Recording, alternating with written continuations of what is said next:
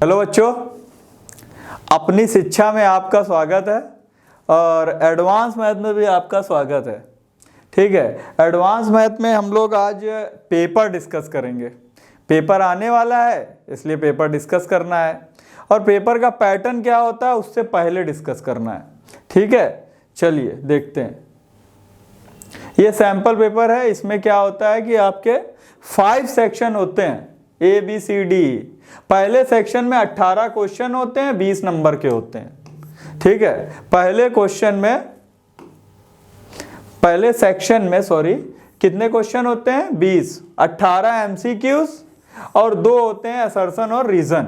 और section B में क्या होता है? 5 वेरी शॉर्ट आंसर्स होते हैं जो 2 मार्क्स के होते हैं।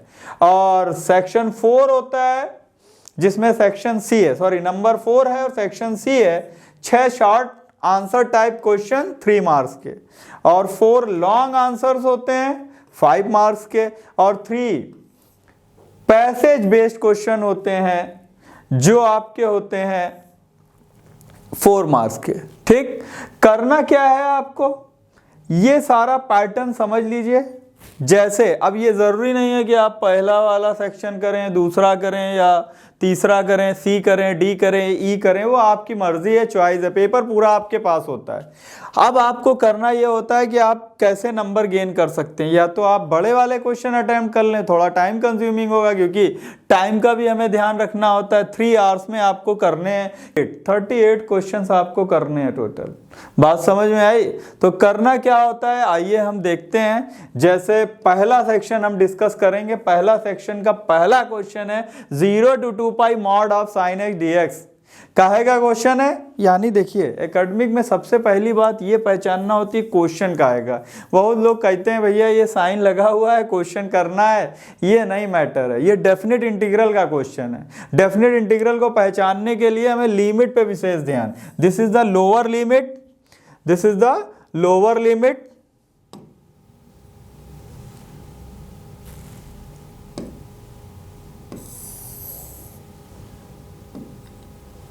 ये लोअर लिमिट होती है बेटा और ये होती है अपर लिमिट। सारा खेल इसी का है।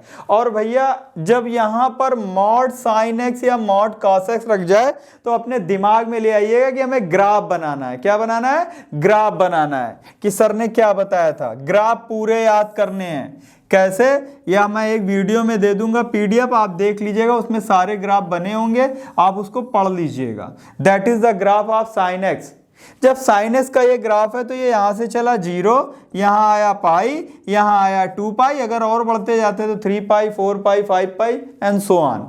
लेकिन हमें यहां क्या जाना है? लोअर लिमिट से अपर लिमिट 2 पाई तक मॉड लगा हुआ है। इस कर्व को इतना हम मानते हैं 2 और इसको भी क्या मानते हैं? 2। इतना आधा कर पूरा हो जाता तो वो 4 हो जाएगा, लेकिन आधा आधा मानते तो 2 और 2 दोनों को ऐड कर दिए। That is the answer. 1 number का क्वेश्चन है, बशर्ते आप ग्राफ जरूर बना दीजिएगा और ऐसे रिप्रेजेंट कर दीजिएगा। कोई भी क्वेश्चन गलत नहीं हो सकता। 1 नंबर का होता है, करेक्ट हो जाएगा। हाँ, अगर ये 5 नंबर का होता तो अभी आप इसको फिर क्या करते, यहाँ पर लिमिट निकालते, फिर आप ऐसे लिखते 0 से पाई में वो क्या होता? पॉजिटिव, और पाई से 2 पाई में क्या होता? वो निगेटिव। फिर इंटीग्रेशन करना पड़ता। नहीं करना है क्योंकि 1 नंबर का है। आप इसको याद रखिए, सारे क्वेश्चन हो जाएंगे। कुछ भी बशर्ते साइन का ग्राफ होना चाहिए। ठीक, आगे बढ़ते हैं, नेक्स्ट क्वेश्चन देखते हैं। नेक्स्ट क्वेश्चन है हमारा question number 2। Question number 2 depend on matrix. Matrix का क्वेश्चन हर साल आता है, एक नहीं आते, 2-3 आते हैं, क्योंकि अभी लॉन्ग में भी हो सकता है कि उसका क्वेश्चन हो। तो क्या है मैट्रिक्स में पहचानिए, ये दोनों इक्वल हैं तो साफ साफ समझ में आ रहा है इक्वल मैट्रिक्स, कोई दिक्कत ही नहीं है। That is the A11। ये क्या है आपका? A11। जब ये A11 है तो A11 के इक्वल होगा। ये है A22 तो A22 के इक्वल होगा। आइए 2 इक्वेशंस बना लेते हैं। x + y = कितना हो गया? 2, और ये हो गया x - y = 4। आइए दोनों को ऐड कर दें। जब ऐड करेंगे तो पॉजिटिव साइन ऐड हो जाएंगे, ये निगेटिव साइन कट जाएंगे, x की वैल्यू आएगी 3 बेटा। यस की वैल्यू क्या आई 3। अब ये वैल्यू चाहे इसमें रख दें चाहे इसमें रख दें, क्या हो जाएगा 3 plus Y is equal to 2 हो जाएगा। y की वैल्यू कैसे निकालेंगे, ये इधर जाएगा 2 माइनस 3, क्योंकि ये पॉजिटिव इधर जाएगा नेगेटिव हो जाएगा। y की वैल्यू -3, x की वैल्यू 3, y की वैल्यू -1, और हमें क्या चाहिए x इंटू वाई, तो हम लोग लिख देंगे x into Y is equal to 3 into -1, answer is -3। लेकिन बेटा देखिए आपको कैलकुलेशन इधर उधर नहीं करना है, आपको सिंपल कैलकुलेशन कैसे लिखना है वो भी मैं आपको तरीका बता देता हूं। आपको ऐसे करना है कि एक लाइन में आप चीज़ें लिखेंगे, आपको एकेडमिक में नंबर गेन करने हैं तो क्या करना होगा, आप इसको बहुत अच्छी तरह से रिप्रेजेंट करिए। क्या होगी, x प्लस वाई की वैल्यू होगी 2, और इसको लिखेंगे हाँ x minus Y is equal to 4, ये पहली लाइन होगी।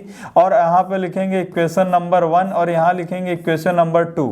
अगर यही क्वेश्चन 2 या 3 नंबर में आ जाए, 1 नंबर में था तो आप जैसे भी सॉल्व करके आंसर निकाल सकते थे, लेकिन ये रिप्रेजेंट जरूर करिएगा, दोनों को लिखिएगा add equation 1 and 2, add 1 and 2। Equation 1 and 2 को हमने ऐड किया तो ये वैल्यू हो जाएगी 2x की वैल्यू 6 हो जाएगी, s की वैल्यू 3 आएगी। लिखेंगे पुट इन इक्वेशन 1 और 2, जिसमें भी तो 1 में कर देते हैं, पुट इन 1 में जब पुट करेंगे इसको तो ये हो जाएगा 3 plus Y is equal to 2, तो y की वैल्यू आ जाएगी 2 माइनस 3, वैल्यू आ जाएगी -1। हमें क्या चाहिए x y, तो हम लिखेंगे x इंटू वाई, तो 3 इंटू -1 -3, ये आपका आंसर आएगा। आप सी ऑप्शन करेक्ट कर देंगे। चलिए आइए देखते हैं थर्ड क्वेश्चन। थर्ड क्वेश्चन हमारा क्या है, थर्ड क्वेश्चन है y is equal to a e की पावर 5x b e की power -5x d2y by dx square. तो डिफरेंशिएशन का क्वेश्चन है, डिफरेंशिएट कितने बार करना है, 2 बार, क्योंकि यहाँ पर लिखा है 2, यहाँ भी लिखा हुआ है 2, तो d2y बाई dx स्क्वायर यानी 2 बार डिफरेंशिएट करना है। तो यहाँ पर लिखेंगे y की वैल्यू a e की power 5x plus B E की पावर -5x। आइए डिफरेंशिएट करें, dy by D X is equal to A common होगा, इसका डिफरेंशिएशन होगा, यहाँ पर लिखेंगे e की पावर 5x, यहाँ लिखेंगे b, क्या लिखेंगे b कॉमन आ गया है, यहाँ लिखेंगे d बाई डी एक्स ई की पावर -5x। सॉल्व करेंगे, ये आएगा क्या 5, ये आएगा a e की पावर 5x। आपको मालूम होगा कि e की पावर x का डिफरेंशिएशन e की पावर x होता है, और इसको दोबारा करेंगे 5x को तो क्या आएगा 5। सेम कंडीशन यहाँ b होगा, e की पावर -5x होगा, और इसका करेंगे तो ये वैल्यू क्या आएगी -5। इसको हम सही से लिख सकते हैं, हो जाएगा 5a की power 5x minus b e की पावर -5x।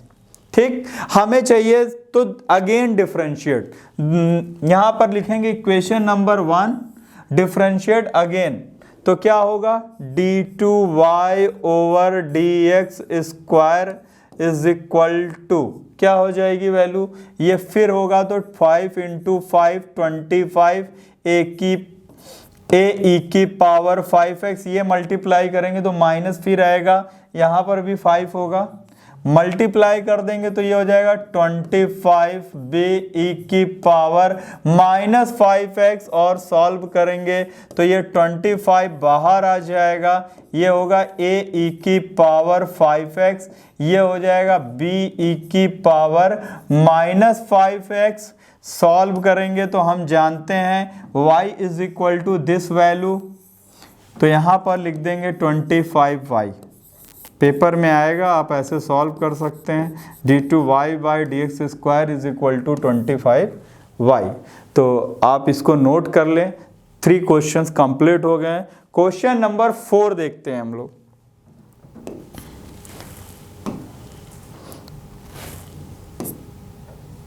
क्वेश्चन नंबर 4 क्या कह रहा है, 0 to pi x dx 1 plus sine x, definite integral का क्वेश्चन है, और एक विशेष प्रॉपर्टी है, प्रॉपर्टी नंबर 4।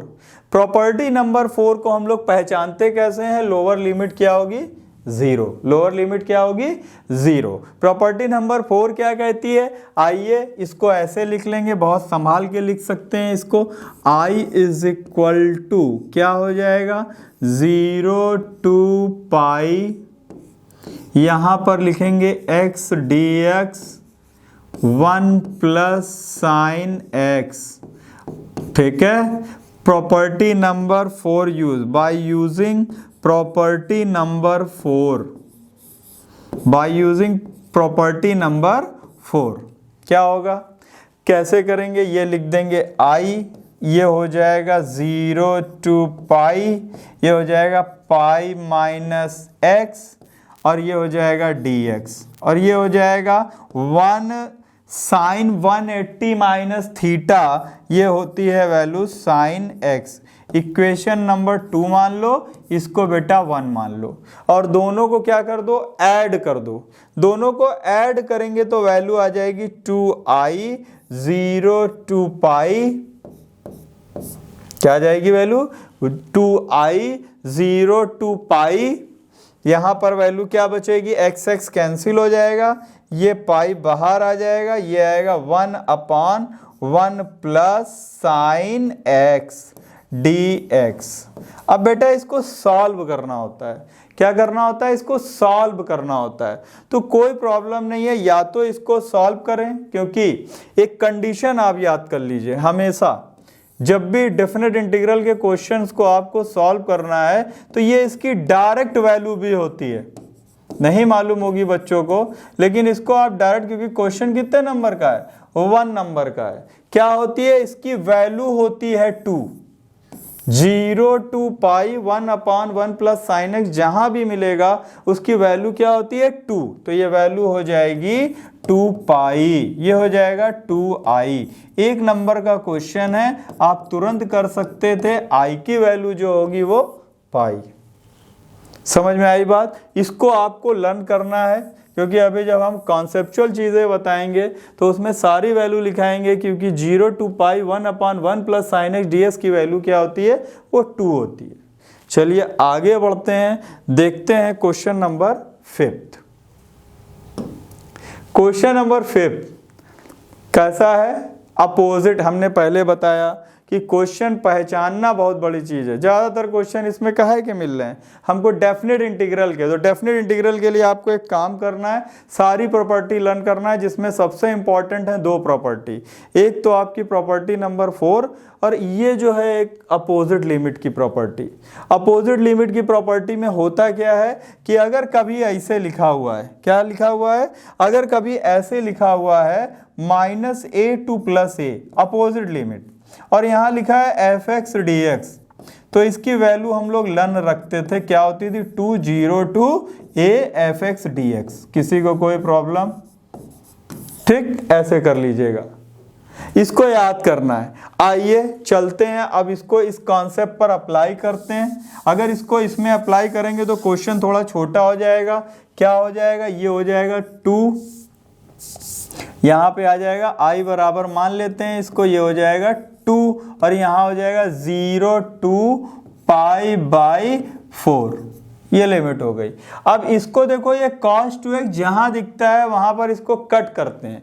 क्या कट करते हैं, ऐसी वैल्यू अप्लाई करते हैं कि ये 1 कैंसिल हो जाए। क्या हो जाएगा 1 + 2 cos स्क्वायर x माइनस 1, ऐसे कर सकते हैं। ये क्या हो जाएगा 2 0 टू पाई बाई 4, ये क्या हो जाएगा dx अपान ये कैंसिल हो जाएगा, यहां बचेगा 2 cos स्क्वायर x, और ये 2 भी इससे कैंसिल हो जाएगा, वैल्यू बचेगी 0 टू पाई बाई 4, ये वैल्यू होगी sec square x dx। sec square x की वैल्यू क्या होती है, tan x होती है, tan x की लिमिट 0 से पाई बाई 4। सभी बच्चे जानते हैं कि अपर लिमिट हमेशा पॉजिटिव पुट की जाती है 10 पाई बाई 4, और लोअर लिमिट हमेशा निगेटिव पुट की जाती है 10 पाई बाई 4 की वैल्यू 1, 10 0 की value 0, so answer will be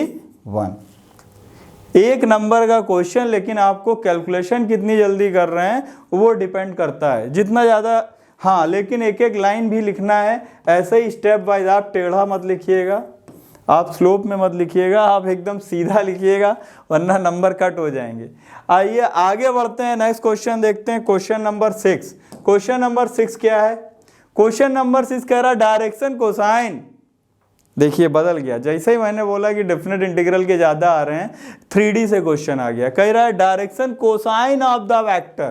तो आप लोग कोसाइन का रूल जानते थे, क्या होता था? इसको लिखा जाता था और मॉड से डिवाइड किया जाता था। इसको लिखा जाता था और मॉड से, यानी आई का कोफिशिएंट बट्टे मॉड। मॉड क्या है? 2 का स्क्वायर 4 होता है, इसका कोफिशिएंट 1 का स्क्वायर 1 होता है, -5 का स्क्वायर 25 होता है, और सबको ऐड करना पड़ता है, -2 अपान, ये आ गया पहला cosine.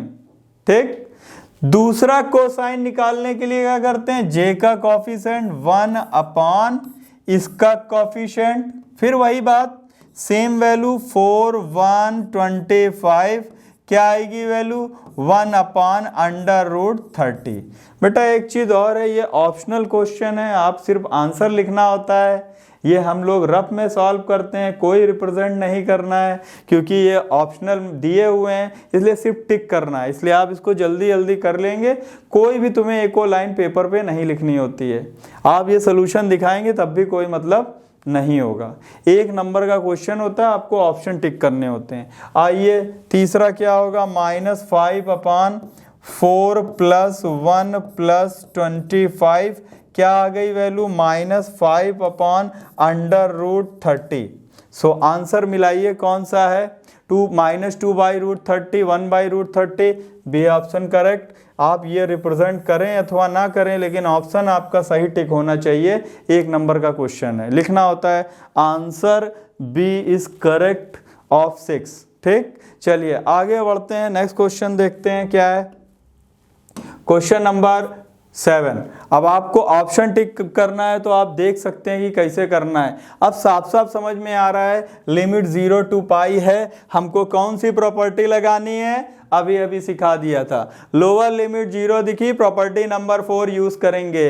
Lower limit 0, property number 4 use. कैसे यूज करते हैं? यहाँ पे वैल्यू रख देते हैं, आई बराबर, अगर ये लिखा है 0 to π और ये लिखा हुआ है sin 50x और ये लिखा हुआ है cos 49x dx। आपको कुछ नहीं रिप्रेजेंट करना है, ऑप्शन सही टिक करना है, लेकिन मैं आपको एक एक लाइन लिख के समझा दे रहा हूं। क्या करना है? i बराबर क्या होगा? यहां पर रखेंगे, आप जानते हैं कि sin π - x क्या होता है? 180 - थीटा में साइन हमेशा पॉजिटिव होता है। हाँ, लेकिन cos 180 - थीटा में cos निगेटिव होता है, वो निगेटिव साइन यहां बाहर आ जाएगा, ये हो जाएगा cos 49x dx। ये देखिए, ये वापस वैल्यू वही आ रही है। अगर हम दोनों को ऐड कर दें तो 2i, ये दोनों सेम है और यहाँ पे माइनस है, इसलिए ये 0 दे देगा। i बराबर 0, answer is the correct answer. चलिए आगे बढ़ते हैं, नेक्स्ट क्वेश्चन देखते हैं, क्वेश्चन नंबर 8। क्वेश्चन नंबर 8 क्या कह रहा है? क्वेश्चन नंबर 8 है, if i + 3j + 9k multiplied 3i - λj + μk = 0, then λ + μ = भैया 2 वेक्टर हैं, दोनों का क्या करना है? क्रॉस प्रोडक्ट निकालना है। दोनों का क्या करना है? Cross product. और वो क्रॉस प्रोडक्ट है कितना? 0। क्रॉस प्रोडक्ट निकालने के लिए हमको क्या यूज करना पड़ता है? हमको यूज करना पड़ती है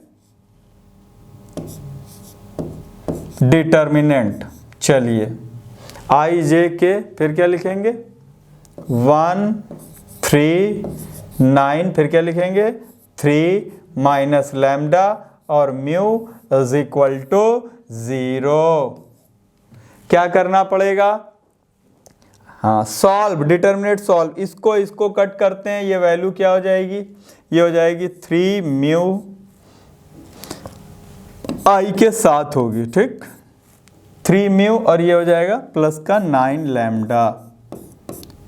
फिर ये वाली वैल्यू ये कट तो यहाँ पे माइनस आता है, माइनस जे। जब ये कैंसिल होगा तो क्या आएगा, म्यू माइनस, क्योंकि इसका इससे मल्टी 9 त्रिक 9 3 जा 27, इसको कैंसिल करेंगे क्या होगा, प्लस के, वैल्यू क्या हो जाएगी माइनस लैम्डा और माइनस 9 इज इक्वल टू 0। आइए सॉल्व करते हैं। क्या कह रहा है कि हमें लैम्डा और प्लस म्यू चाहिए, यानी लैम्डा मिल जाए और म्यू, और अगर इधर देखा जाए तो आई का कोफिशिएंट 0 है, 3m plus 9 lambda is equal to क्या है, 0 है। Next equation mu minus 27 is equal to भी 0 है, और minus lambda minus 9 is equal to भी क्या है, 0 है। अब ये कह रहा है कि भैया लैम्डा प्लस म्यू, तो हमें साफ साफ दिख रहा है, इससे इसको सब्ट्रैक्ट कर दें, इसको सब्ट्रैक्ट करो क्या हो जाएगा, म्यू प्लस लैम्डा, और ये इससे माइनस 27 से ये प्लस हो जाएगा, कितना बचेगा, माइनस का 18 इज इक्वल टू 0, और आंसर हमारा आ गया mu plus lambda is equal to 18। Answer is B. आपको कुछ नहीं रिप्रेजेंट करना है, ओनली कैलकुलेशन करके आंसर लिखना है। Answer B is the correct answer, question number 8। ठीक, क्वेश्चन 8 हो गया। आइए आगे बढ़ते हैं, क्वेश्चन 9 देखते हैं। क्वेश्चन 9 आपका क्या है, पढ़िए। कह रहा write the number of the vector of unit length perpendicular to both the vector. रट लो कि अगर दो वेक्टर का क्या पूछे, यूनिट लेंथ परपेंडिकुलर, कितना पूछे, इतना, यूनिट लेंथ परपेंडिकुलर पूछता तो आंसर 1 होता। क्या होता है, एक ही वेक्टर होता, लेकिन इसने एक लाइन आगे बढ़ा दी है, number of vector of unit, यानी 2 होंगे। आंसर कितना होगा, 2। Number of unit length perpendicular to both vector 2 होते हैं, लेकिन कहता only vector of unit length perpendicular तो वो 1 होता है, तो आंसर 2 आएगा। आइए क्वेश्चन नंबर नेक्स्ट देखते हैं। क्वेश्चन नंबर 10 है, ए bag contain 5 red and 3 blue balls. Probability का क्वेश्चन है, बहुत अच्छा क्वेश्चन है। संभावना रहती है आंसर सही भी हो सकता है और गलत भी हो सकता है। अगर गलत हो जाए तो कोई बात नहीं है, ठीक है, और अगर सही हो जाए तो भी कोई बात नहीं है। ठीक, आओ देखते हैं क्या है। A bag contains 5 red and 3 blue balls. If 3 balls are drawn random without replacement, then the probability of getting exactly 1 red ball. पहली चीज, प्रोबेबिलिटी का क्वेश्चन है, बहुत धैर्य पूर्वक उसको पढ़ो। लैंग्वेज पे डिपेंड होता है। अगर भाषा समझ में आ गई, भाषा अगर उसकी समझ में आ गई तो कोई भी क्वेश्चन प्रोबेबिलिटी का इजी में। स्टेटमेंट प्रॉब्लम होती है, काहे की प्रॉब्लम है, स्टेटमेंट प्रॉब्लम है। आओ देखो, 5 रेड 3 ब्लू, टोटल कितनी बॉल हो गई, 8 हो गई। कितनी ड्रॉन करना है, निकालना है, यहां लिख दो, ये हो गया। क्योंकि प्रोबेबिलिटी का सिर्फ एक फार्मूला होता है बेटा, पता होगा, probability is equal to any oblique NS. NS total number of sample space, any number of possibilities. हमने क्वेश्चन पढ़ा 5 और 3 8 और ड्रॉन करनी 3, एनी हमें चाहिए क्योंकि एनएस हमें मिल गया है। अब जरा एनी देखो, एनी क्या कह रहा है कि एग्जैक्टली 1 रेड बॉल, रेड है कितनी 5, तो 5C1, लेकिन हमेशा बैलेंसिंग बराबर, कितनी है ये 1 है, बची कितनी है 2।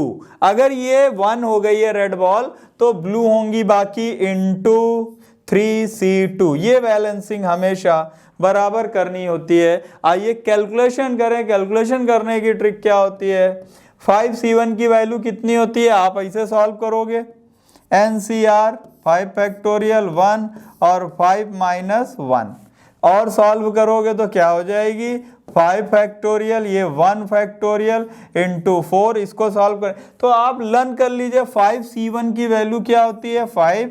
3C2 को सॉल्व करना मैं तुम्हें बता दे रहा हूं, 3 इंटू 2 और डिक्रीजिंग ऑर्डर में 2 इंटू 1, और इसको सॉल्व करना क्या होता है 8 इंटू 7 इंटू 6, और इसको लिख देते हैं 3 इंटू 2 इंटू 1 डिक्रीजिंग ऑर्डर में। ये जो लिखा हुआ है ना, इसको 3 बार, अगर यहाँ 4 लिखा होता तो 4 टाइम्स, 8 7 6 5 एंड 4 3 2 1।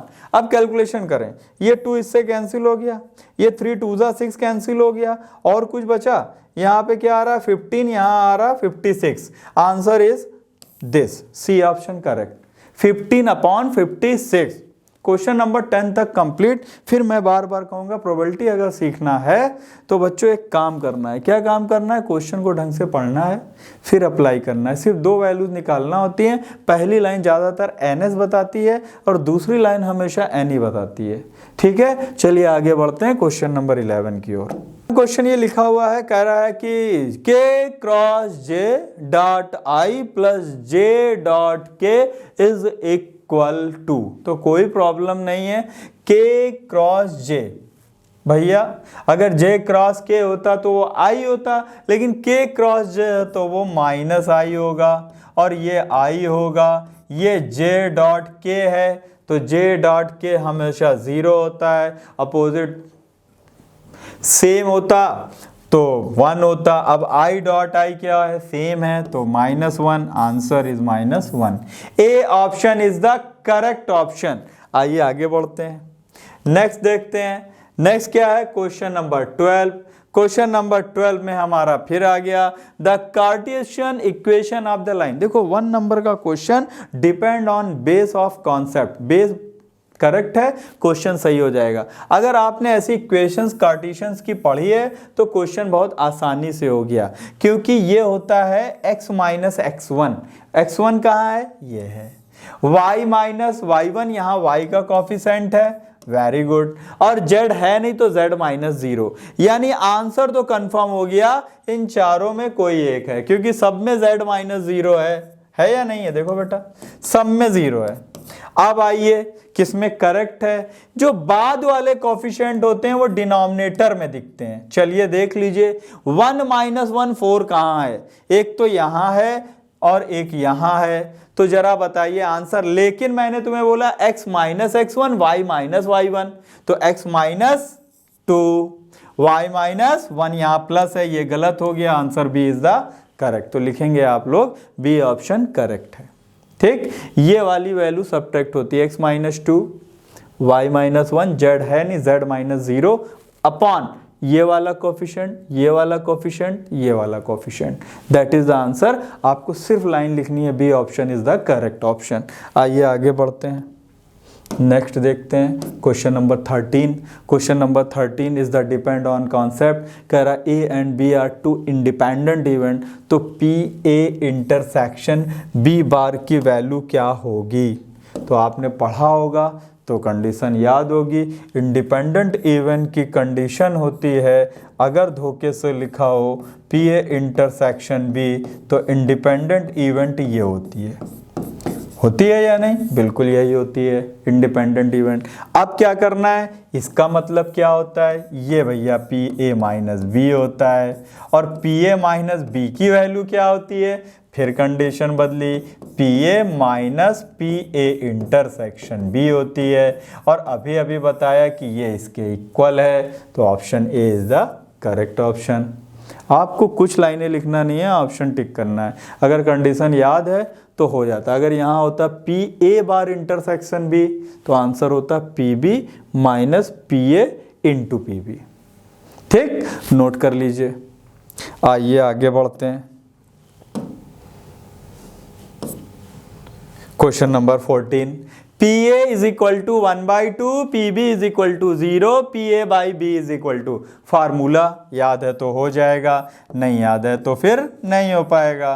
क्या है? P A intersection B upon P B. अब पी ए इंटरसेक्शन बी को भी अभी अभी ब्रेक करना पड़ेगा, अभी भी मैंने किया था break. P A intersection B की वैल्यू होगी P A plus P B और minus P A union B upon P B. भैया ये दिया नहीं गया है, 0 है। पी ए 1/2 प्लस 0 1/2 हो गया। और अगर कुछ भी दिया भी हो वैल्यू तो नीचे 0 आ रहा है, पी बी क्या आ रहा है? 0 आ रहा है। देखो जरा, जब नीचे 0 होता है तो वो केस नॉट डिफाइंड होता है। डिनोमिनेटर 0 देख के आंसर नॉट डिफाइंड, ऊपर 0 आंसर 0, न्यूमरेटर में 0 तो 0, लेकिन नीचे 0 है तो नॉट डिफाइंड होगा। क्वेश्चन नंबर 14 भी हो गया। इस तरीके 14 क्वेश्चन हो गए। आगे बढ़ते हैं और क्वेश्चन देखते हैं। Question number 15।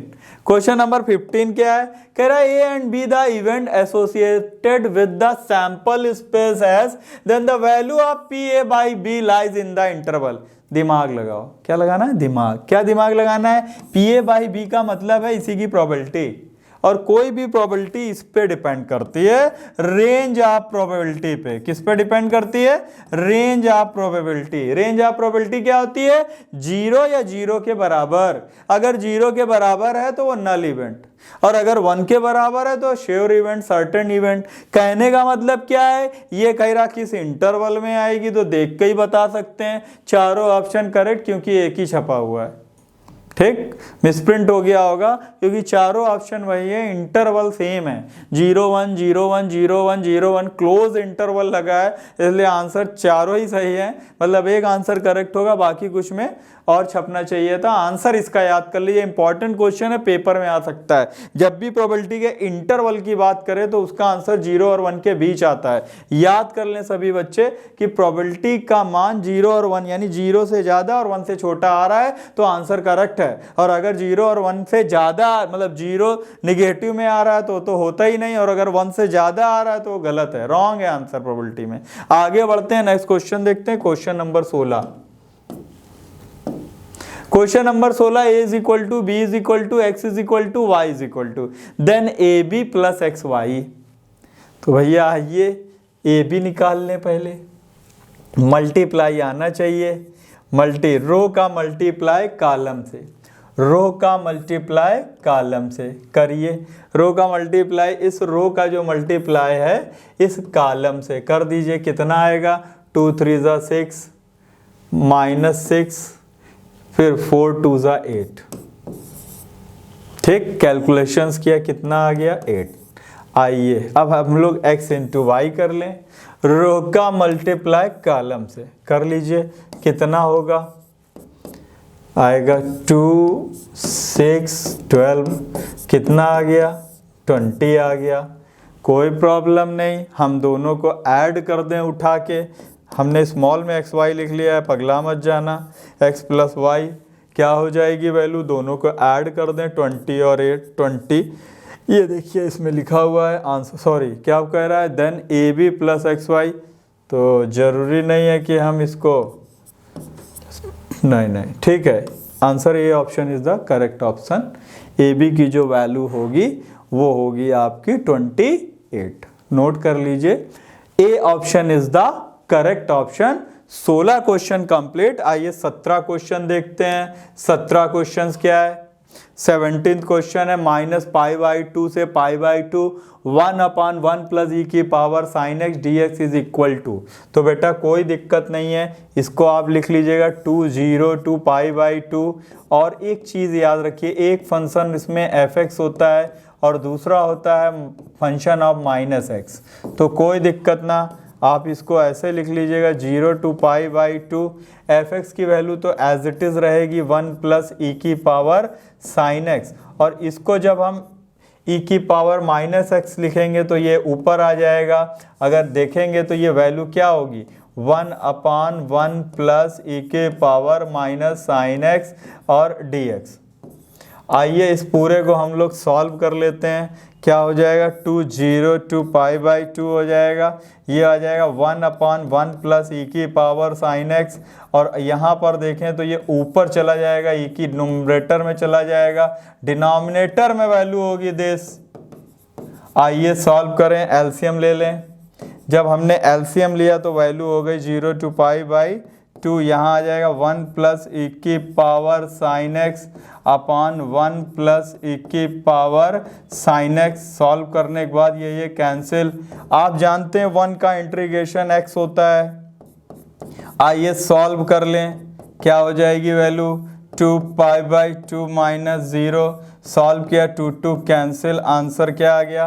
Pi. Pi is the correct answer, C option correct. आपको करना क्या है? क्वेश्चन को समझना है और समझ के करना है। बहुत से बच्चे इसका आंसर भी याद कर लेंगे, कह रहे हैं -π/2 से π/2 1/1 प्लस ई की पावर sin x है तो उसकी वैल्यू पाई होगी। तो बेटा इस तरीके से हम लोग 17 क्वेश्चन देख चुके हैं और लास्ट क्वेश्चन आने वाला है इस सेक्शन ए का। आइए देखते हैं नेक्स्ट क्वेश्चन और लास्ट क्वेश्चन, क्योंकि जो असर्शन और रीजन का क्वेश्चन 2 है वो हम लोग नेक्स्ट टर्न में हम लोग उसको डिस्कस करेंगे नेक्स्ट सेक्शन में। आइए बढ़ते हैं।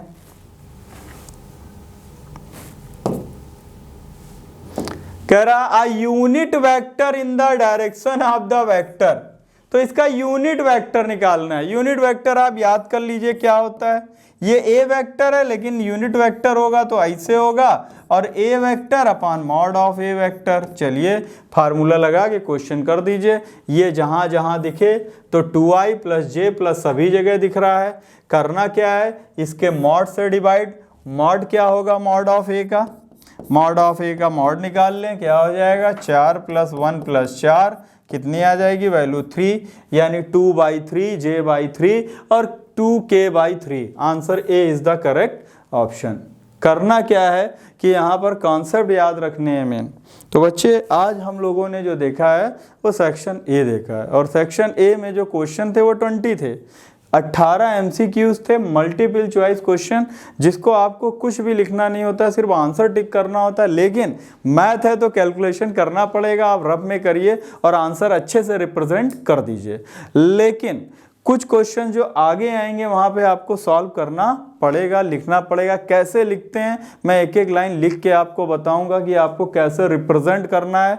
तो ये 18 MCQs हो गए हैं, 2 असर्शन और रीज़न के बचे हैं, वो हम लोग नेक्स्ट टर्न पे डिस्कस करेंगे। Okay, thank you so much.